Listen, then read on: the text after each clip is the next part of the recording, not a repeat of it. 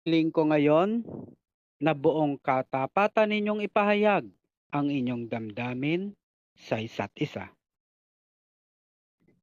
Rain, naparito ka ba ng kusang loob upang makipag-isang dibdib kay Ulan na iyong iibigin at paglilingkuran bilang asawa mo?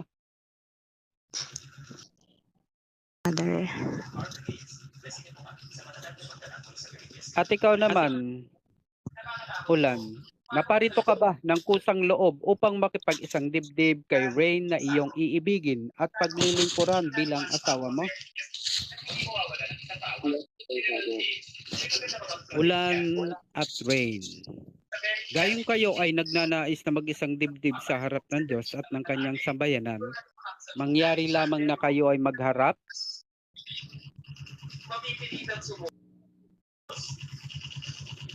Magandang plano. Sundin natin ang sinabi mo. Pag nagtagumpay tayo, ikaw na ang magbabantay sa very Maraming salamat, Lisato.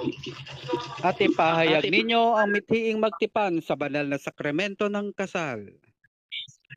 Rain, sumasang-ayon ka ba na maging asawa ni Ulan na narito ngayon, alinsunod sa batas at alituntunin ng ating banal na simbahang Katolika? Yes, Father. Buong puso mo bang ipagkakaloob mo sa kanya ang iyong sarili bilang kanyang asawa? Yes, Father. Buong puso mo ba siyang tinatanggap bilang asawa mo? Yes, Father.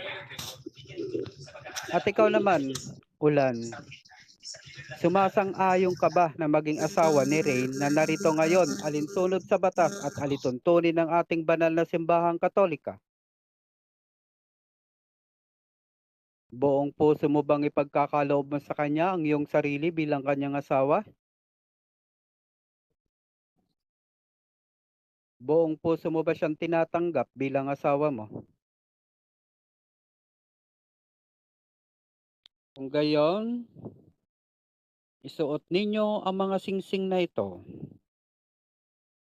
Ulan, ipasuot mo ang singsing na ito. Bigyan mo ng donut.